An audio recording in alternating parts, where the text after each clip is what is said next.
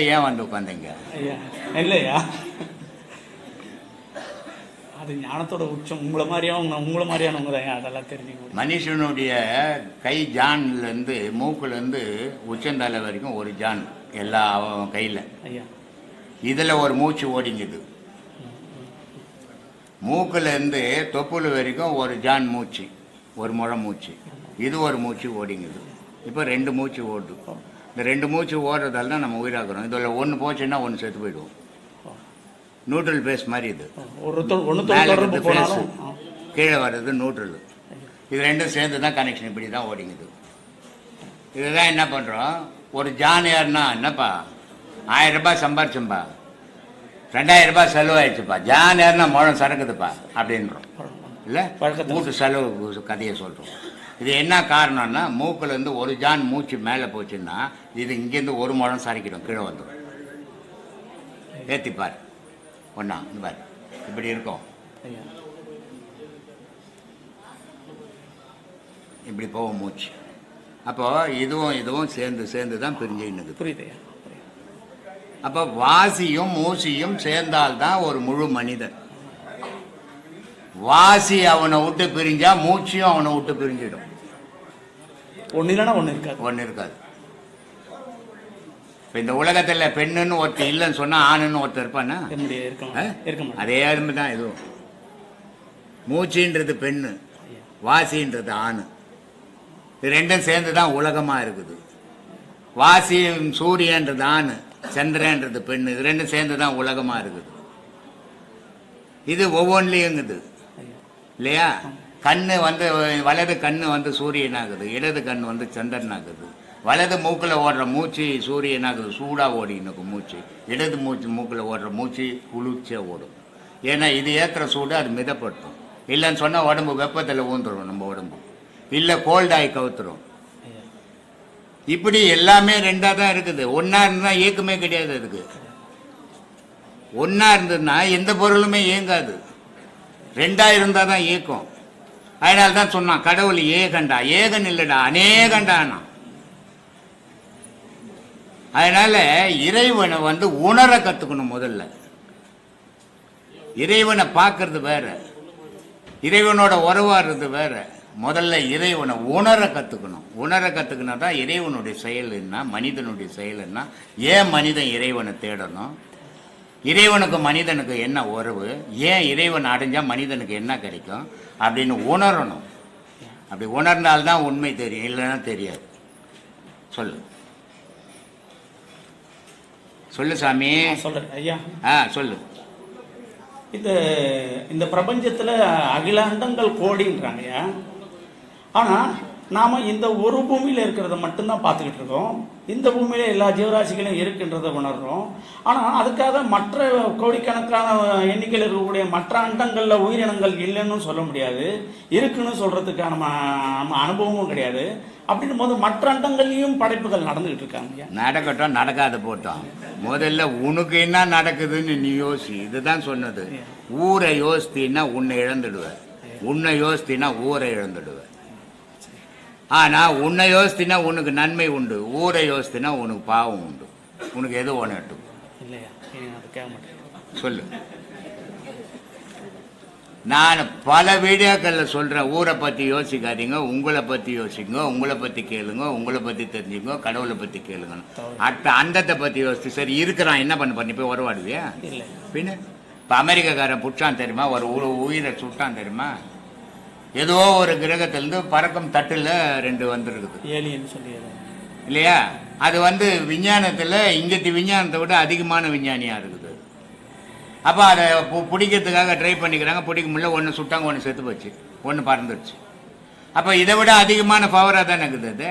இப்போ நீ போய் அதுக்கிட்ட இருக்குது பின்ன அப்போ ஏன் அதை பற்றி பேசிக்கிற? ராமா, எவ்வளோதான் சொன்னாலும் இந்த மானிடனுக்கு உரைக்க மாட்டேன்றார் சாமி.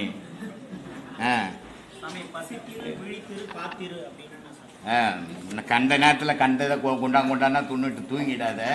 கடவுள் வருவான், விழித்திரு. அந்த கடவுள் பசியோடு இரு, வயிற்று ரொப்பின்னு தூங்காத. உண்ட மழக்கம் தொண்டனுக்குன்னு தூங்கிடாத, தூங்கிட்டீங்கன்னா ஏமாந்து போடுவ. அதனால தனித்திரு, தனியாயிரு, கும்பல் கூடாத, கடவுளை பார்க்க முடியாது, நீ தனியாயிரு. தனியாக இருந்தால் போதும், அது வீழ்ச்சிக்கினே உஷாராக இரு, கடவுள் வரும்போது பிடிச்சிக்கோ. அதனால கடவுள் பசியோட வாழ் உலகத்தில் அப்படின்னா. சொல்லுப்பா. சொல்லு, சொல்றியா போறியா, ஏதாவது ஒன்று செய்ய. ஏமா பரதநாட்டிய டான்ஸ் அது. அந்த ஜோதி அந்த ஒளியை பார்த்துட்டு தான் வந்து ஓன்னு கத்தின்னு வந்து காலில் வந்தார். ஏன்னா அவ்வளோ பெரிய அதிசயம் நமக்குள்ளே இருக்குது. ஆனால் நம்ம இவ்வளோ காலம் இவ்வளோ வயசு வரைக்கும் நம்மளால் அறிய முடியாமையே வாழ்ந்துருக்குறோம். அதை காட்டுறதுக்கும் இன்றைக்கி ஆளுங்க இல்லை. பெரிய பெரிய மகான்கள் இருந்தாங்க, போயிட்டாங்க. இன்றைக்கி ஏதோ நம்ம சொல்லி கொடுத்துன்னுக்குறோம், அதை நீங்கள் பயன்படுத்திங்க. சொல்லுப்பா. அது ஒரு முடிவு சொன்னீங்கன்னா நான் அதுக்கேற்ற மாதிரி தயாராகிறேன். ஐயா ஐயா இப்போ சொன்னதுக்கு அப்புறமேட்டு அது கேட்கலாமான்னு ஒரு சின்ன தயக்கம், வேற ஒன்றும் இல்லை. ஏன்னா உன்னை பற்றி நீ உணர்றதுக்கு தான் உங்கள் பாடம் கொடுத்துருக்காங்க, ஏன் மற்றதெல்லாம் யோசிக்கிறாரு. ஆமாம், தேவையில்லாததெல்லாம் நீ கேட்டு உனக்கு என்ன நன்மைன்னு கேட்குறேன் நான். நீ தெரிஞ்சுக்கணும், உனக்கு அது பயன் தரணும். அப்போது இன்னும் அதை பற்றி நீ கேட்டீங்கன்னா தப்பு இல்லை. நீ தேவையே இல்லாத அடுத்த கிரகத்தை பற்றி கேட்டீங்கன்னா என்னத்துக்கு? அது எனக்கும் தேவையில்லை, உனக்கும் தேவையில்லை. என்ன பிரயோஜனம்? உன்னால் இந்த ஊரை விட்டு நீ அடுத்த கிரகத்துக்கு எதுக்காவது போக முடியுமா? அப்புறம் போக முடியாது, அங்கே இருக்குதா இல்லையா நான் ஆராய்ச்சி. அது விஞ்ஞானி செய்ய வேண்டும், உனக்கு என்னத்துக்கு அது? நான் பல வீடியோக்களில் சொல்லியிருக்கிறேன்.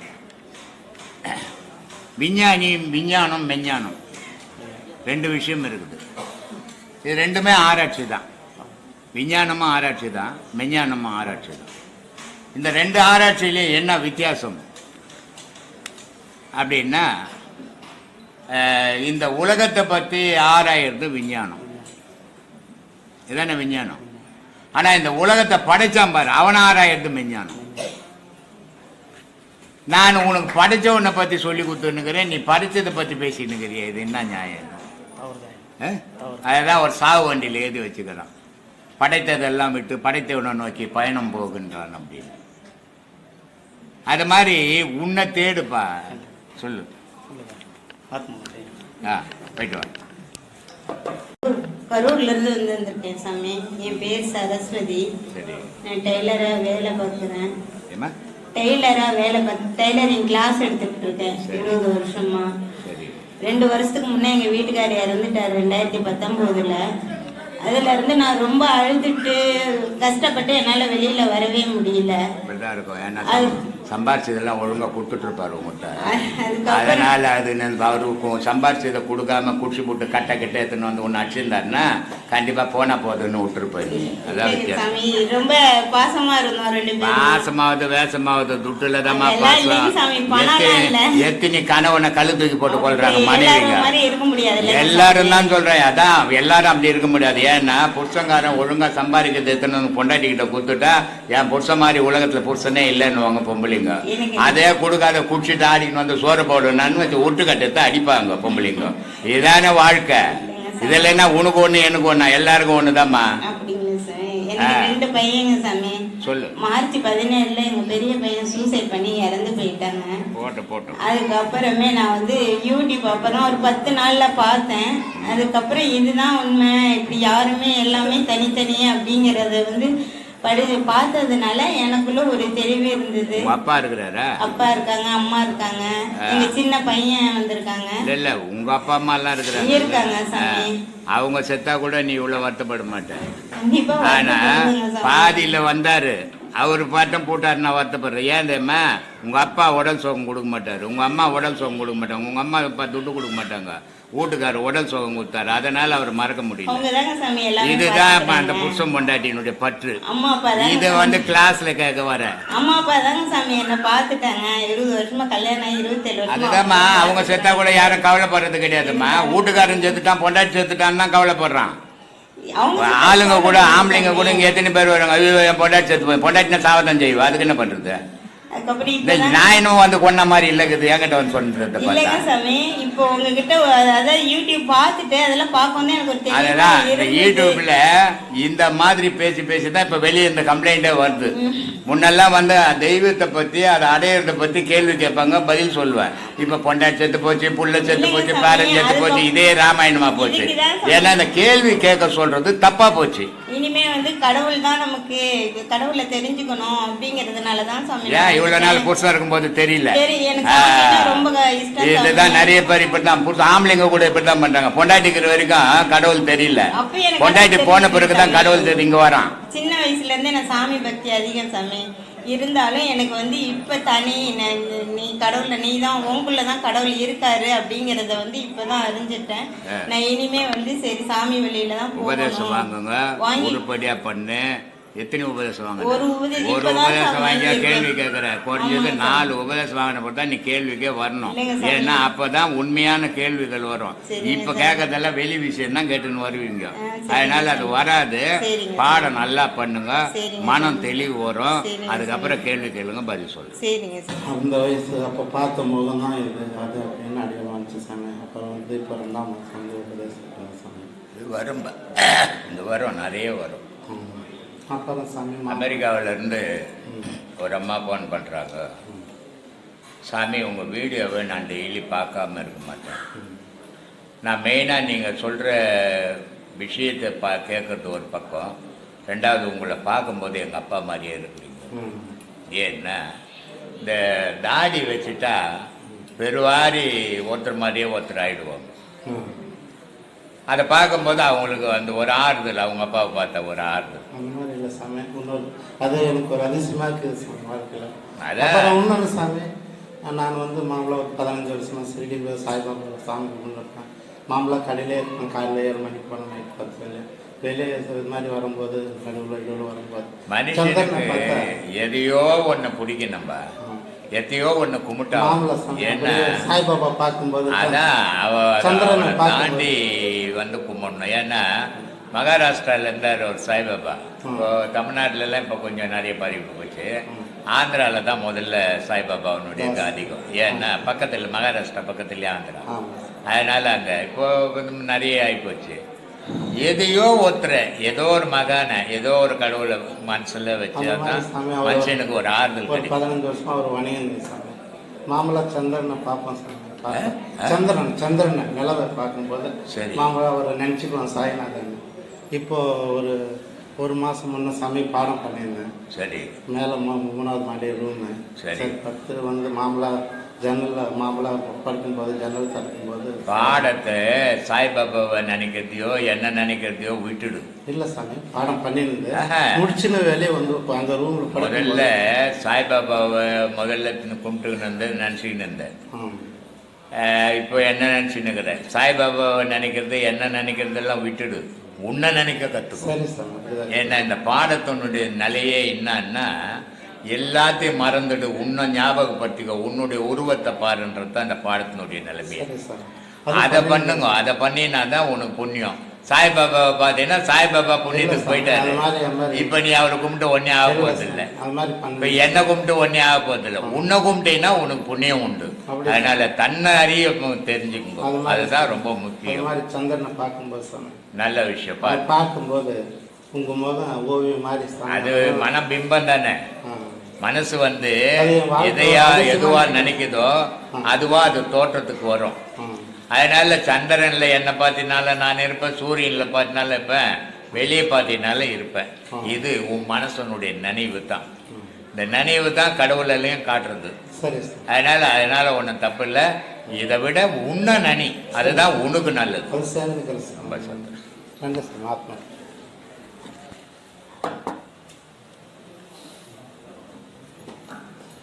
ஆத்மனகம் சாமி.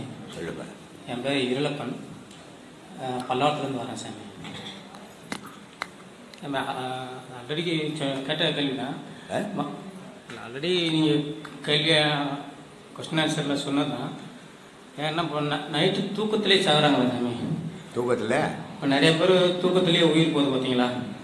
அது புரண்டதுனால உயிர் போதா, இல்லை சடனாக எரிச்சதுனால அதிர்ச்சியில் எரிச்சதுனால உயிர் போதா, இது ஏற்கனவே நீங்கள் சொல்லியிருந்தீங்கன்னா யாரும் தூக்கத்தில் இருக்கும்போது தட்டி எழுப்ப வேண்டாம், சத்தம் கொடுத்து எழுப்புங்க ஆமாம் அப்படின்னு சொல்லியிருந்தீங்க. சொல்லியிருக்கிறேன். ஆனால் உயிர் போட்டு நீ பெற்று எதுனாலும் ஊந்தா ஏந்துப்பான், பெற்றாமல் விட்டாலும் செத்து போயிடுவான். சாவுன்றது எப்படி ஒன்றா நடக்கும். ஆனால் அது உன்னால் நடக்கக்கூடாதுன்றதுனால தான் பெற்று எழுப்பாதீங்க, குரல் கொடுத்து எழுப்புங்கன்னு சொன்னேன். மரணம்ன்றது எப்படி ஒன்றா வரும். புல்லு தடிக்கு வந்து செத்து போகிறான், லாரி யாருன்னா சாக மாட்டேன்றான் இல்லையா. மரணம் எப்படி ஒன்றாலும் வரும். அதனால் அது உனக்கு எதுக்கு அந்த கதை? நீ உயிராக தானே இருக்கிற, நீ ஒன்றும் செத்து போயில்லையே. நீ செத்து போய் இந்த கேள்வி கேட்டீங்கன்னாக்கா நான் செத்து போறேன்னு கேட்டீங்கன்னா பரவாயில்ல. தூக்கத்தில் செத்து போகிறான், நடக்கும்போது செத்து போகிறான், படுக்கும்போது செத்து போகிறான். உனக்கு எதுக்கு அந்த வீண் வேலை? அது டாக்டருங்க ஆராய்ச்சி பண்ணணும், உனக்கு ஏன் அந்த வீண் வேலை? என்னப்பா இதா கேள்வியாப்பா இது? இன்னொன்று சாமி, சில இப்போ இந்த முன்னாடி ஒரு ஐயா அந்த கேள்வி கேட்டாங்க. இப்போ ஒரு குழந்தை வெளியில வரும்போது உயிரும் இல்லை பிணமும் இல்லை, வெறும் பிண்டமா வருதுன்னு சொல்லுவாங்க. ஆனா அந்த ஒரு பெண்ணுக்கு ஒரு உடல் உறவு பண்ணும்போது விந்து வந்து ஆண் மூலமா தான் வருது. விந்து வந்து அவர் ஆண் மூலமா வருது. அப்போ அந்த குழந்தை வெளியில வரும்போது அப்போ அந்த ஆணோட உயிர் எங்க போகுது? ஏன்னா ஒரு பெண்ணோட வயிற்றுக்குள்ள இருக்கும்போது அது உயிரா இருக்கு, வெளியில வரும்போது தொப்புள்கடி கட் பண்ணும்போது அது பிண்டமா வருது. அப்ப ஆணோட உயிர் எங்க போகுது? அது உள்ள போயிடுச்சு, அது தாயோட போயிடுச்சு. அது அந்த உயிரில் தான் அவ்வளோ நாள் வளர்ந்தது. அது அதை கட் பண்ண உடனே அதுக்கு இணைச்ச உயிர் போயிடுச்சு. சுயமான உயிர் பிறந்த பிறகு கட் பண்ண பிறகு தான் அதுக்கு சுயமான உயிர் வந்தது. அதிலேருந்து தான் அது இயங்குது. அதனால தான் அப்பா பேச்சும் கேட்கறதில்ல, அம்மா பேச்சும் கேட்கறதில்ல. அது அப்பாவினுடைய உயிர் அதுக்கு இருந்ததுன்னா அப்பா பேச்சே கேட்டுனுக்கும், அப்பா மாதிரியே இருக்கும். அது அதனால தான் இருக்கிறதில்லை, இது அப்பாவையே உதைக்கிறது. அது எப்போ தாயினுடைய விந்துல போச்சோ சுரோனிதமும் அந்த விந்தும் கலந்து தான் அந்த உயிர் உருவாச்சு. அதுலேருந்து தான் அது இயங்குச்சு. வெளியே வந்த தொடர்பை கட் பண்ணோன்னா அதுக்கும் உனக்கும் தொடர்பு இல்லாமல் போச்சு, சுயமாக இயங்க ஆரம்பிச்சு. சுயமாக இயங்கும் போது அதுக்குன்னு தனி மனம், அதுக்குன்னு தனி எண்ணம், அதுக்குன்னு தனி செயல், எல்லாமே மாறி போச்சு, தனித்தனியாகி போச்சு. உன்னுடைய செயலோ உன் மனைவியினுடைய செயலோ அங்கே இல்லாமல் போயிடுச்சு. அப்போ பாவம் புண்ணியம் மட்டும் எப்படி சாமி அதோட கண்டினியூ? பாவ புண்ணியம் உடல் இருக்குது இல்லை, உடல் வந்துக்குது இல்லை, உடல் வச்சு உயிர் தான் உடலா மாறி வரும். உடலுக்கும் உயிருக்கும் சமம், உயிர் தனி உடல் தனி. அதனால இப்போ ஒரு பானை செய்கிற அது மண் தனி, தண்ணி ஊற்றினா தண்ணி தனி. அது மாதிரி இது உடல்ல இருக்கிற உயிர் தனி, இந்த பானைன்ற உடல் தனி. இந்த உடல்ல அந்த பாவ புண்ணியம் இருக்குது. அதனால நீ வேதனை படுற. இன்னொரு கேள்வி சாமி, இப்போ தஞ்சாவூர் சிவன் கோயில் சொல்றோம், பெரிய பெரிய கோயில். தஞ்சாவூர் பெரிய கோயில் இருக்குல்ல சாமி, இப்போ அதில் வந்து பல நுணுக்கங்களோட அந்த கோபுரம் கோயில் கட்டியிருக்காங்க. உயிரெழுத்து மையெழுத்து நிறையா கலை நுணுக்கத்தோடு அந்த கோயில் கட்டியிருக்காங்க. அதில் இன்னொரு விஷயம் என்னன்னா, அந்த சிவன் வைக்கும்போது மட்டும் கருவூர் நட்சத்திரோட உமிழ்நீர் பட்டா தான் அந்த சிவன் உட்கார மாதிரி சொல்றாங்களே, அது இப்போ சிவன் கோயில் கோபுரம் கட்டுறாங்களே சாமி, சிவன் கோயில தஞ்சை பெரிய கோயில் கட்டியிருக்காங்க, 1000 வருஷத்துக்கு முன்னாடி கட்டியிருக்காங்க. சரி, அது பல நுணுக்கங்களோட வச்சு கட்டியிருக்காங்க. ஆனா அவ்வளவு கலைநயத்தோட நுணுக்கங்களோட வச்சு கட்டின அந்த தஞ்சை பெரிய கோயில் நம்ம சிவலிங்கம் வைக்கும் போது மட்டும் கருவூரார் சித்தரோட உமிழ்நீர் பட்டதுனால தான் அந்த சிவன் வந்து உட்கார்ந்தது மாதிரி சொல்றாங்களே, அது தெரியலப்பா, அவங்கள தான் கேட்கணும். அது ஏன்னா நான் இல்லைப்பா 1000 வருஷத்துக்கு முன்னே, அதனால எனக்கு தெரியாது. அது கர்மலே எப்படி இப்போ நான் எனக்கு தெரிஞ்ச விஷயத்த தான் நான் சொல்ல முடியும். நான் 1000 வருஷத்துக்கு முன்னே இருந்தால் அது யார் வச்சாங்கன்னு சொல்லலாம். நான் இல்லை. இப்போ ஒவ்வொருத்தரும் ஒவ்வொரு கதை சொல்லினப்பான். கோவிலுக்குது வழிபட வச்சுக்குது, நீ போய் கும்பிட்டா கும்பிடு இப்போ நீ அது மாதிரி கட்ட போறியா? நீ கட்டுறதா இருந்தால் அதை பற்றி கேட்டீங்கன்னா நியாயங்குது. இது எல்லாம் தேவையில்லாத டைமிங் பண்ணக்கூடாது. தஞ்சை கோயில் தான் நுணுக்கமாக கட்டிக்குதா? சிதம்பரம் கோயில் எப்படி இருக்குது? எந்த கோயில்? திருவண்ணாமலை கோயில் எப்படி இருக்குது? கட்ட முடியுமா? இப்போ அந்த கோபுரத்தை ஒரு கோபுரம் கட்ட முடியுமா? காஞ்சிபுரத்தில் இருக்கிற ஏமநாதீஸ்வரர் கோயில் எப்படி இருக்குது? எல்லா கோயிலும் கலை நுணுக்கத்தோடு தான் கட்டி இருக்கிறான்.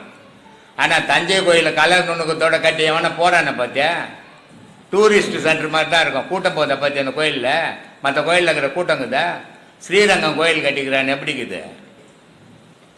அதனால ஒரு கோயிலை வச்சு நீ பார்த்தது மட்டும் நிஜம் நினச்சிக்காத. உலகத்தில் 1000 நிஜம் இருக்குது.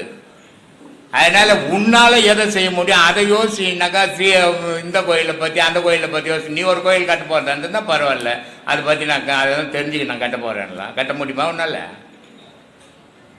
ஒவ்வொரு ஊரை கட்ட முடியாது. நீ அந்த கோயிலுக்கு தஞ்சாவூர் கோயிலுக்கு போயிட்டேன் சொல்லு. இந்த இப்போ வந்து பார்த்தா ஊரில் எல்லா ஊர்லேயும் கும்பாபிஷேகம் பண்ணுறாங்க. அந்த கும்பாபிஷேகத்துக்கும் அதை வச்சு நடத்துறவங்களுக்கும் சம்மந்தம் இருக்கா? ஏன்டா நிறைய பேர் இப்போ அந்த கும்பாபிஷேகம் பண்ணுற அந்த ஹெட்டாக இருக்காங்க இல்லையா, அவங்க நிறைய பேர் தவறிடுறாங்க. அப்போ கும்பாபிஷேகத்துக்கும் அந்த ஆளுக்கு என்ன சம்மந்தம்? கும்பாபிஷேகத்துக்கும் அந்த ஆளுக்கும் ஒரு சம்மந்தமாக கிடையாது. தனிப்பட்ட முறையில் ஒரு ஆள் கும்பாபிஷேகம் பண்ணால் அப்போ கடவுள் பார்க்குறான், ஆஹா இவன் தான் நல்லவன், இவன் ஒருத்தன் தான் உலகத்துக்காக வாழறான், இவனை நம்ம கூட கூப்பிட்டுக்கணும்னு கூப்பிட்டுக்கிறான். கும்பாபிஷேகத்தை கெத்துன்னுக்கிறவன் கடவுளை இல்லைன்றவன் நீ 100 வருஷம் இங்கேயே இருன்னு விட்டுறான். இந்த வித்தியாசம். சரி, ஓகே. ஏன்னா கெட்டவனை என் கூட வச்சுக்க முடியுமா? முடியாது. நல்லவனை வச்சுக்கலாம். இல்லை, கும்பாபிஷேகம் பண்ணுவான், தன்னையே இழந்து கும்பாபிஷேகம் பண்ணுறான், எவ்வளோ பணம் செலவு பண்ணுறான். இப்போ நான் ஒவ்வொரு ஃபங்க்ஷன்லேயும் உடம்பு சரியில்லை தானே. இந்த கோயில் கும்பாபிஷேகம் பண்ணும்போது ஒரு வாட்டி விழுந்தேன், ஆனால் சுதாரிச்சுக்கினேன். இப்போ சமாதி கும்பாபிஷேகம் ஆகும்போது ஒரு வாட்டி விழுந்தேன், சமாளிச்சுக்கினேன். இந்த இப்போ கும்பாபிஷேகம் ஆன உடனே ரொம்ப டேஞ்சர் ஆகிட்டேன் இல்லையா? இது ஏன்னா இது ஏதோ நான் இந்த பாதையில் இருக்கிறதால நான் தப்பிச்சுக்கிறேன். இந்த பாதையில் இல்லைன்னா என் கதையும் முடிஞ்சிருக்கும். இதுதான் ஒவ்வொரு கோவில் கட்டி தனிப்பட்ட மனுஷன். இப்போ கூட இந்த இதில் திருப்பூர்காரங்க ஒரு ஏக்கர் இடம் வாங்கியிருக்கிறாங்க. இப்போ மலேசியாவில் எனக்கு கோயில் கட்டிக்கிறாங்க, கனடாவில் கோயில் கட்டுறாங்க. இப்போ இங்கே ஒரு இடம் வாங்கி 1 ஏக்கர் இடம் வாங்கி கோயில் கட்டுறாங்க. அவங்களுக்கு கூட நான் தான் வான் பண்ணேன். தனிப்பட்ட முறையில் இடம் நீ வாங்கிட்ட, ஆனால் கோவில் கட்டுறதை தனிப்பட்ட முறையில் கட்டாதீங்க, அது பாதிப்பை உண்டாக்கிடும். ஒரு 10 பேரை சேர்ந்து செய்யுங்க, பாதிப்பு வராதுன்னு. அது மாதிரி இந்த தனிப்பட்ட முறையில் செய்யும்போது இறைவன் பார்க்குறான், இவன் ஒருத்தன் தான் நல்லவங்கிறான், வாடான்னு கூப்பிட்டு உட்கார வச்சுக்கிறான். கடவுளே இல்லைன்னு கடவுளை பற்றி பேசி கடவுளை ஏற்றிட்டுன்னு இவனை பக்கம் கூட சேர்க்கக்கூடாது, 100 வருஷம் இங்கேயே விட்டு வைக்கிறான். இதான் வித்தியாசம். சொல். அப்புறம் அழுக்கணி சித்தர் ஒரு பாட்டு கேட்பாரு, அந்த இடத்தை வில்லாக்கி 5 இடத்தை அம்பாக்கி மத்திர தேரறியலோ சந்திரனும் சூரியனும் தாண்டோக்க காரணத்தே. அந்த பாட்டுக்கு பொருள் கொஞ்சம் வரும். என்ன சொல்கிறாரு அவர்? அந்தரத்தை வில்லாக்கணும். ஆமாம். எங்கள் தலையை ஆமாம். பார்வை பெண்ணு கால் கட்டவரில் பார்த்து நடக்கணும். நடந்தால் பூமியில் ஒரு பெண்ணு கால் கட்டவரில் பார்த்தான்னு நடக்கணும், அக்கம் பக்கம் பார்த்துன்னு போகக்கூடாது. ஆண் நிமிர்ந்து தான் நடக்கணும், குனிஞ்சு நடக்கக்கூடாது. அப்போது இந்த அந்தரத்தை பார்க்கும்போது அந்தரத்தை தலையை வில்லு மாதிரி ஆகிடும். இப்படி பாரு, பார்த்தீங்கன்னா தலை அந்த புருவம் வில்லு மாதிரி இருக்கும். அதில் சந்திரனும் சூரியனும், சந்திரக்கலை சூரியக்கலையும் அது காட்டில் வேட்டையாடும். அது கடவுள் வழிபாடு. சொல்லு. இந்த பஞ்சாட்சரம்ன்ற வார்த்தை இங்கே உடல் முழுக்க இருக்குது, அதை அங்கே ஆக்கணும். அதனால தான் நமச்சிவாயம்னா கடவுள் இல்லை, நமச்சிவாயம்னா நீ தான். நான்னா மண், மான்னா தண்ணி, சீனா நெருப்பு, வானா காற்று, யானா ஆகாயம். இந்த 5 சேர்ந்ததான் உடல். இதுக்குள்ளதான் கடவுள் இருக்கிறார். அதனால சொன்னார், நமச்சிவாய வாழ்கவே, நாதன் தாழ் வாழ்கவே, இமைப்பொழுதும் எண்ணெஞ்சில் நீங்காதான். இறைவனை நான் என்னுடைய நமச்சிவாயான்ற இந்த 5 பஞ்சபூத உடலுக்குள்ள நாதன் இருக்கிறான். அந்த நாதன் எப்படி இருக்கிறான்னா, என்னை கண் சிமிட்டுறது நேரம் கூட விலகக்கூடாது நான் அதை விட்டு அப்படின்றார் மாணிக்கவாசகர். அந்த மாதிரி இருக்கணும். நம்ம எங்கே இருக்கிறோம்? அந்த மாதிரி நம்ம 1000 பிரச்சனைகளை வச்சுன்னு போயிடுறோம். அதனால் நமச்சிவாயா நம்மளை விட்டு போகுது, நாதனும் நம்மளை விட்டு விலகிறான். அதனால் எந்த நேரமும் அந்த மாதிரி வாழணும் அப்படின்றாங்க.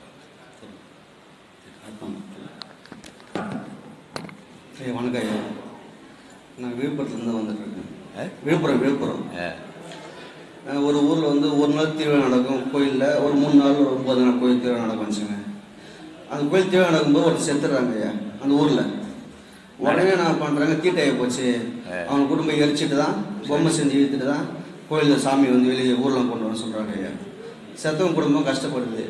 அவங்களே கேட்கறது தானே. இல்லை அது எல்லாமே நடந்துட்டு இருக்கு ஐயா. இல்லைப்பா, அந்த கோயில் பூஜாரிய என்ன அப்போ கோயில் திருவிழா பண்ணும்போது சாவறான் நிறுத்திடுற அப்படி நீ அங்கேயே கேட்டுன்னா அதுக்கு பதில் கிடைச்சுமா? அதை கேட்கறதுக்கு இங்கே வந்து விழுப்புரத்தில் இல்லை. இல்லை ஐயா, நான் திருவிழா எல்லாம் பண்றது இல்லையா? திருவிழா நாடகம்லாம் ஊர்ல சாவறது இல்லையா?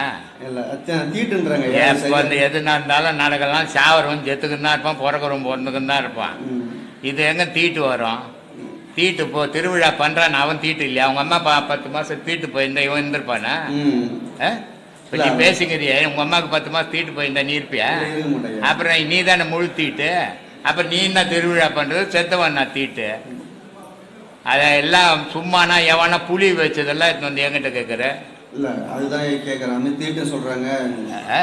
இல்லை செத்துறாங்க ஒன்னவனை கேட்கணுன்ற நான். இப்போ நான் சொல்றதுல தீட்டே கிடையாதுன்னு நான் தீட்டுன்னு சொல்றான்னா அவனை கேட்கணும். ஏன்டா உங்க அம்மாவுக்கு தீட்டு போயிருந்தா நீ இருப்பியாடான்னு கேட்டீங்கன்னு சொல்றான், பதில் சொல்றான். அவன் பூஜை பண்ணலாமா? தீட்டாச்சு அவன் பூஜை பண்ணலாமா? போய் கேட்க வேண்டியது தானே திருப்பி. என்கிட்ட வந்து கேட்குறியப்பா? இல்லை அது மாரி அவங்க நம்பிக்கை மூட நம்பி வச்சுருக்காங்க. அது மாரி பண்றாங்க, மூட நம்பி வச்சிருக்காங்க. அப்படிதான் பண்ணுவாங்க. பண்றாங்க தப்பா. நீ ஏன் அதுல போய் கலந்துக்கிற? அவன் பண்றது உனக்கு பிடிக்கலன்னா நீ விட்டுட்டு ஒதுங்கிப்போ. இல்லை பிடிச்சதுன்னா அதில் போய் கலந்துக்கோ. இதுவா கேள்வி? ஓ ரொம்ப சந்தோஷம். தீட்டுன்னு ஒரு பொருள் இல்லைன்னு சொன்னா உயிரினமே ஒன்று இருக்காது. அது எல்லா ஜீவராசிக்கும். ஆனா இந்த தீட்டுன்றது எப்போ ஒருத்தன் இறந்தான்னா அந்த உடலுக்குள் வந்து அந்த வெப்ப நீர் வெளியேறும். அந்த வெப்ப நீர் வெளியேறதுனால நீ எதையும் தொடாத, குளிச்சுட்டு வா. அதனால்தான் முன்னெல்லாம் ஒரு சுடுகாட்டு பக்கத்துலேயே குளம் இருக்கும். அந்த பொணத்தை அங்கே போச்ச உடனே அந்த குளத்தில் குளிச்சுட்டு தான் வீட்டுக்கு வர சொல்லுவான். இல்லைன்னா சுடுகாட்டிலே கிணறு இருக்கும். அந்த கிணத்துல தண்ணி மொண்டு குளிச்சுட்டு தான் வீட்டுக்கு வானா. ஏன்னா அந்த கிருமி வந்து வெளியேறிடுச்சு செத்த உடனே. அது உடம்பு நீ தொட்டுக்கு இருந்தாலும் உனக்கு அது தீட்டு, அதை குளிச்சுட்டு வாடணும். ஆனால் செத்தவன் தீட்டு பொச்சாச்சே, உன்னை எங்க இந்த தீட்டு உட்காந்துங்குது? நான் தானே பொச்சேன், நான் தானே முழு தீட்டேன். அதனால இதெல்லாம் புரியாததானோ பயம்புத்தி இப்படியே ஏமாத்திக்கின்னு போயிடுச்சு காலம். தீட்டுன்னு ஒன்று இல்லைன்னா ஒருத்தன் கூட நம்ம இங்கே இருக்க மாட்டோம். நம்ம அம்மாங்களுக்கெல்லாம் தீட்டு போயிருந்ததுன்னா இப்போ குழந்தை இல்லைன்னு கோடிக்கணக்கில் செலவு பண்ணுறாங்களே, என்ன நின்று போடலன்னு அவங்க பண்ணுறாங்க. யோசிக்குவானா? என் பொண்ணு முழுவாமக்கிறா அம்மான்றா. என்ன முழுவாமக்கிறா? தீட்டு போவாமக்கிறான்னு அர்த்தம். என் பொண்ணுக்கு நிற்கவே இல்லைம்மான்றான். என்ன நிற்கல? தீட்டு நிற்கலன்னு அர்த்தம். இந்த தீட்டை நிறுத்தத்துக்காக லட்சக்கணக்கில் கோடிக்கணக்கில் செலவு பண்ணின்னுக்கிறோம். அப்போது அந்த தீட்டு தான் நம்ம முழு தீட்டை 10 மாதம் தீட்டா இருந்துக்குன்னு அப்புறம் சாமி கும்பிட்றது நம்ம தான், பூஜை பண்ணுறது நம்ம தான், மந்திரம் சொல்கிறது நம்ம தான், தீட்டு தான் எல்லாமே சொல்லிக்கிது. இதெல்லாம் ஏன் புரியலன்னு எனக்கு புரியல. ஆத்மா வணக்கம். சொல்லுங்க. சிதம்பரத்துலேருந்து வரோம். சொல்லு, மைக்கை கிட்ட வச்சு. நிறைய கோயிலுக்கு போயிருக்கிறான், நிறையா கோயிலுக்கு போயிருக்கிறான், எல்லாம் நிறையா சுற்றிருக்கிறான். சுற்றிட்டியா? ஆனால் அமைதி இல்லை. ஆனால் ஐயா வந்து பார்த்தது பிறகு நல்ல அமைதியாக இருக்கு. எல்லா டென்ஷனும் கம்மியாக இருக்கு. எல்லாருமே இப்படி தான். நீ மட்டும் இல்லை, இங்கே உட்காந்துங்கிற 3/4 பேர் அப்படி தான். எல்லா கோயிலும் சுற்றி விட்டு எங்கேயுமே ஒன்றுமே கிடைக்கலன்னு சொன்னால் கடைசியாக இங்கே வருவாங்க, என்ன கிடைக்குதா பார்க்கலான்ட்டு. நிறைய இது சகஜம்தான். அது நிறைய கேள்விப்பட்டுட்டேன். நான் தான் நிறையா குருவை பார்த்து இங்கே வந்தவங்க யாருன்னா நான் கோயிலுக்கு போனேன். இப்போ கூட ஒரு அம்மா பேசினால என்ன சொன்னாங்க பச்சா, எல்லாத்தையும் பண்ண பக்தியில் ஊறி போனேன். எல்லாரும் பண்ணி இது மாதிரி பண்ணிட்டு தான் வராங்க. சொல்லு, நீ எதுக்கு வந்த அதை சொல்லு. 5 மாசமா நான் நிம்மதியாக இருக்கேன் சாமி.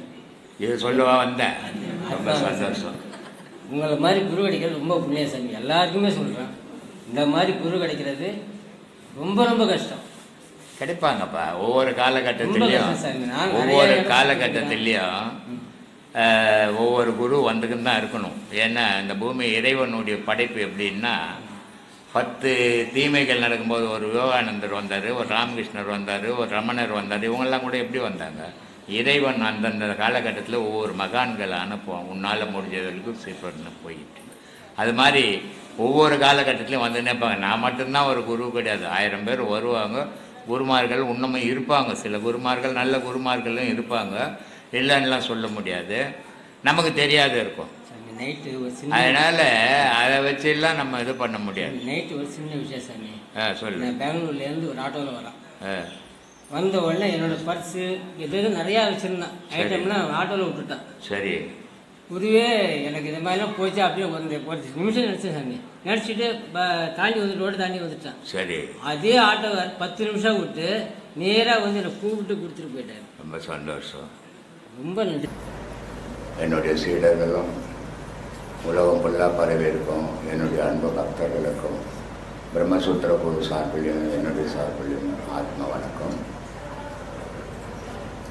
இது நீங்கள் பல பேர் பல இடங்கள் போயிருப்பீங்க, பல ஆசிரமங்கள் சந்திச்சிருப்பீங்க. ஆனால் இந்த ஆசிரமம் மாதிரியோ இங்கத்தி குருமார்கள் மாதிரியோ சந்திக்க முடியாது எங்கேயும். ஏன்னா குருன்னா அவர் ஒரு மறைமுகமாக இருக்கணும். அவர் கேள்வி கேட்கக்கூடாது. அவர் பேசுவார் 10 நிமிஷம் 20 நிமிஷம் ஒரு அவர் பேசினார்னா அதோட சரி.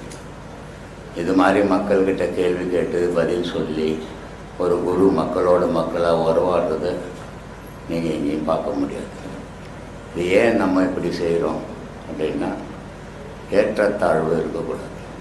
குரு சிஷ்யன்றது உபதேசம் கொடுக்கும்போது மற்ற நேரத்தில் வந்தால் நீயும் நானும் ஒன்று தான். உனக்குள்ளே இருக்கிறதா எனக்குள்ளே இருக்குது, எனக்குள்ளே இருக்கிறதா உனக்குள்ளே இருக்குது.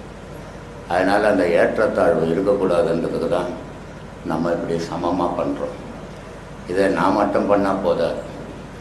நீங்களும் உங்கள் குடும்பத்துலேயோ இல்லை உங்கள் நண்பருங்கக்கிட்டோ நீங்கள் பழகும் போதும் அந்த ஏற்றத்தாழ்வு இல்லாமல் பழக கற்றுக்கணும். அது ரொம்ப பெரிய விஷயம். அன்பே சிவம் மனமே குருன்றோம். அன்பு தான் கடவுள். எப்போ மனசுக்குள்ளே நம்மளை பற்றி நம்ம யோசித்து நம்ம அன்பாக இருக்கிறோமோ அப்போ பிறர் மேலேயும் அன்பாக இருப்போம். நம்ம மேலேயே நம்ம அன்பு இல்லைன்னா பிறர் மேலே நம்ம அன்பாக இருக்க முடியாது. அது குடும்பமாக இருந்தாலும் சரி, வெளியிடமாக இருந்தாலும் சரி, நண்பர்களாக இருந்தாலும் சரி, எல்லோருக்கிட்டும் அன்பாக பழகணும். அவன் இப்படி இருக்கிறான் இவன் இப்படி இருக்கிறான்னு குறை சொல்லாதீங்க. அவன் இருந்தால் இருந்துட்டு போட்டோம், நம்ம இருக்கிற மாதிரி இருப்போம். அதுதான் நமக்கு முக்கியம், நமக்கு நல்லது. அதனால் இந்த ஆசிரமத்தில் வேற்றுமை இல்லாத பழகிறோம். இது மாதிரி உபதேசங்கள் எங்கேயும் கிடையாது. இந்த உபதேசங்களில் சீராக செய்திகள்னா பெரிய மகான் ஆவானா, கடவுள் ஆவானா, நல்ல ஒரு மனிதனா, மன தைரியத்தோடு எந்த நேரத்துலையும் கலக்கம் இல்லாத வாழறதுக்கு இந்த கலை தான் வழிவகுத்து தரும். அப்படிப்பட்ட கலையை நம்ம கொடுக்குறோம், அதை வீணாக்கிடக்கூடாது. நீங்கள் உபதேசங்கள் நான் வாங்கன்னு யாரையுமே சொல்கிறதில்லை. ஏன்னா முடியாதவங்க வாங்காதீங்க. இதை செய்ய முடியும், நம்ம இதை அடையணுன்றவங்க மட்டும் உபதேசம் வாங்கணும். ஏதோ வந்தோம் அவர் உபதேசம் வாங்கினார் இவர் உபதேசம் வாங்கினார் நானும் உபதேசம் வாங்குறேன்னு வாங்கி அதை செய்ய முடியாத விட்டுடாதீங்க. குடும்பத்தில் போய் நான் சாமி கும்பிட்றேன் என்ன மாதிரியே நீ சாமி கும்பிட்டு பொண்டாட்டிக்கிட்ட சொல்லாதீங்க. அவங்களுக்கு பிடிச்ச மாதிரி அவங்க கும்பிட்டுட்டோம், உங்களுக்கு பிடிச்ச மாதிரி நீங்கள் கும்பிடுங்க. ஒரு நாள் அவங்க உங்களை பார்த்து மாறணும். அது வரைக்கும் அவங்களுக்கு எந்த தொந்தரவும் கொடுக்காதீங்க. கொடுத்தீங்கன்னா அவங்க உங்களுக்கு தொந்தரவு கொடுப்ப ஆரம்பிச்சிடுவோம். அப்புறம் நீங்கள் போகிற பாதை சீராக போக முடியாமல் ஆகிடும், தடைப்பட்டு போயிடும். அதனால் அவங்கவுங்க செய்கிற செயலை அவங்கவுங்க செய்யணும். கணவனுக்கு மனைவி எதிரியாக இருக்காதீங்க, மனைவிக்கு கணவன் எதிரியாக இருக்காதீங்க.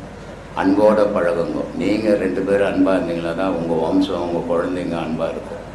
நீங்கள் அருவருப்பாக பேசி அருவருப்பாக வெறுத்துக்கின்னு சண்டை போடணும் சச்சரவு பண்ணிக்கின்னு இருந்தீங்கன்னா நாளைக்கு உங்கள் பிள்ளைங்களும் அதை பார்த்து வளரும் போது அதுங்களுக்கு அதே குணங்கள் வரும். அப்போ முன்னோடியாக நீங்கள் இருந்து அதுங்களை வளங்கும். ஒழுக்கம் ரொம்ப அவசியம். பிள்ளைங்களுக்கு நல்ல வழியில் பயணம் பண்ணுறது நல்ல அவசியம். அது சின்ன வயசுலேருந்து இளமையிலேருந்து அதில் பழக்கப்பட்டீங்கன்னா அது கெட்டு போகிறதுக்கு வழி இல்லாமல் நல்லா படிக்கணும். இந்த உலகத்தில் எவ்வளோ சொத்து இருந்தால் கூட மரியாதை கிடையாது. படிப்பு தான் அவசியம். பிள்ளைகளை உங்களுடைய உழைப்பை வீணாக்காமல் குழந்தைங்களை நல்லா படிக்க வைங்க. படிப்பு ரொம்ப அவசியம். படிப்பு இருந்ததுன்னா யாரும் இல்லைன்னா கூட அவன் போஷிப்பான். படிப்பு இல்லைன்னா அவன் மூடனாக மாறிடும். அதனால் படிக்க வைங்க. உங்களுடைய கெட்ட பழக்கம் கூடி குடும்பத்தில் நான் உழைக்கிறேன், என் உடம்பு வலிக்குது, மனசு சரியில்லை அப்படின்னு குடிக்கிறதால நீங்கள் மட்டும் கெட மாட்டீங்க, உங்கள் குடும்பம் கெட்டுடும். உங்கள் குடும்பம் மட்டும் கிடையாது, அக்கம் பக்கங்கிறவங்களும் கெடுவாங்க. அதனால் அந்த மாதிரி பழக்கங்களை இந்த மாதிரி வழியில் போகிறவங்க ஈடுபடுத்தக்கூடாது. ஈடுபட்டிங்கன்னா இந்த கலை வந்து மோசமாக ஆக்கிடும் உங்களுக்கு. அது எப்படி கெடுக்குதுன்னே தெரியாது, கெடுத்துடும். இது வந்து இந்த கலை இந்த புலிவால் பிடிச்ச கதை. புலியும் விட முடியாது, அதுவும் கூடவும் ஓட முடியாது. அப்படின்ற நிலையில் நிற்கணும். ரெண்டுக்கும் இடைப்பட்ட சூழ்நிலையில் நின்னீங்கன்னா தான் இதை சீராக நீங்கள் பயணம் பண்ண முடியும். இதை வாழ்நாளில் எவ்வளோ பக்தி பண்ணிங்கனாலும், எத்தனை கோயில் சுற்றினீங்கனாலும் அது உடல் சம்மந்தப்பட்ட விஷயம், பக்தி சம்மந்தப்பட்ட விஷயம். இது உயிர் சம்மந்தப்பட்ட விஷயம், இது ஞானத்தை சம்மந்தப்பட்ட விஷயம். இது ஒவ்வொரு பிறவிக்கும் உங்களுக்கு கூடவே வரக்கூடியது. அப்போது உடல் அழிஞ்சதுன்னா அந்த பிறவியில் செய்ததெல்லாம் அந்த உடலோடு போயிடுச்சு, மறைஞ்சு போயிடுச்சு, ஞாபகமே இல்லை. இது உயிரோடு கலக்கும்போது என்ன செய்கிறீங்களோ அது ஞாபகத்தில் இருக்குது. அடுத்த பிறவியில் நீங்கள் பிறக்கும்போது ஞான வழியில் போகிறதுக்கு வாய்ப்புகள் ஈஸியாக கிடைக்கும். அதனால் இது சீராக பயன்படுத்திங்க, நல்ல வழியில் போங்க, அதுதான் நல்லது. ஒழுக்கம் இதெல்லாமே ஒரு மனிதனுக்கு அவசியம். ஆனால் அது இல்லாமல் வர்றாங்க பார்த்தீங்களா, அவங்களுக்கு நீங்கள் சொல்கிற அறிவுரை என்ன சாமி? நீ எவ்வளோ நேர்மையாக இருக்கிறியோ அவ்வளோ மனவேதையிலேருந்து நீ வெளியே வருவ. எவ்வளோ ஒழுக்கமாக இருக்கிறியோ அவ்வளோ நீ நிம்மதியாக வாழ பழகுவ. இது ரெண்டையும் இழந்தீன்னா உன் வாழ்க்கையில் நிம்மதியும் இழப்பு. காரணம் என்ன? நீ ஒரு 1000 ரூபாய் சம்பாதிச்ச, இந்த 1000 ரூபாய் எனக்கு போதும், என் குடும்பத்துக்கு போதும் அப்படின்னு நின்றீங்கன்னா ராத்திரிக்கு நல்லா தூங்குவேன். ஒரு 1 லட்ச ரூபாய் திருடின்னு வந்துட்டு பார்த்துக்கணும், நல்ல பணம் இருக்குது, ஆனால் தூக்கம் கூட வராது உனக்கு. எவன் வருவானோ, எப்போ பிடிப்பானோ, எவன் மதிப்பானோன்ற பயத்தோடு தான் இருப்பியே தவிர நிம்மதியாக தூங்க முடியாது. அப்போ நிம்மதி அப்படின்றது எதில் இருக்குது? உன்னுடைய நடவடிக்கையில், ஒழுக்கத்தில் இருக்குது. அப்போ ஒழுக்கமும் இதுவும் உனக்கு ஒரு மனுஷனுக்கும் அவசியம். அப்படி வாழும்போது தான் அவன் மனிதனாக நிம்மதியாக வாழ முடியும். இப்போது நீ ஒரு தவறு செய்கிற, நீ என்ன நினைக்கிற? நான் வயசாயிடுச்சு, எனக்கு நான் தவறு செய்யணும், ஆனால் என் பிள்ளைங்க தவறு செய்யக்கூடாது கண்டிப்பாக. அப்படின்னும் போது இளமையில் இருக்கிற வரைக்கும் அந்த பிள்ளைங்க கம்முன்னு வரும். அதுங்க ஒரு இடைப்பருவம் வந்தவுடனே நீ யோகிக்குமா, நீ செய்யலையா தவறுன்னு கேள்வி வரும். அப்போ கேள்வி வரும்போது உன் நிம்மதியை நீ இழந்துருவ. நம்ம பெற்ற பிள்ளையே நம்மளை கேள்வி கேட்டுச்சு, நம்ம எதுக்கு இனிமேல் வாழணும் அப்படின்ற எண்ணம் ஒவ்வொரு மனிதனுக்கும் இருக்கு. அதனால நீ உன்னுடைய வம்சத்துக்கு, உன்னுடைய குழந்தைங்களுக்கு நீ முன் உதாரணமாக இருந்து வாழ கற்றுக் கொடுக்கணும். அதை பார்த்ததை இப்போ எங்கள் அம்மா அப்பா இருக்கிறாங்க, வயசானவங்க. நான் பிறந்த உடனே என்ன குழந்தையா வச்சு அவங்க தாளாட்டி எனக்கு என்னென்ன தேவையோ அத்தனை பணியோடையும் அவங்க செய்கிறாங்க. இப்போ அவங்களுக்கு முதுமை ஆகிப்போச்சு, எனக்கும் குழந்தைங்க இருக்குது. அப்போ எங்கள் அப்பா அம்மா என்னை காப்பாற்றின மாதிரி நான் என் பிள்ளைங்களை காப்பாற்றணும், எங்கள் அப்பா அம்மாவை நான் ஏன் காப்பாற்றணும்? ஆனால் காப்பாற்றணும். ஏன்னா அவங்க இல்லைன்னா இன்னைக்கு உனக்கு பிள்ளைங்களே இல்லை இல்லையா? அப்போது அவங்க அன்னைக்கு நீ இளமையாக இருந்த, அவங்க இடைப்பருவமாக இருந்தாங்க, இன்னைக்கு அவங்க முதுமையாகி குழந்தை மாதிரி ஆகிட்டாங்க. நீ இடைப்பருவத்தில் இருக்கிற, நீ காப்பாற்றணும். ஏன் காப்பாற்றணும்னா நீ அவங்களுக்கு என்னென்ன பணியோட செய்யறியோ. நான் பல வீடியோக்களில் சொல்லிக்கிறேன்.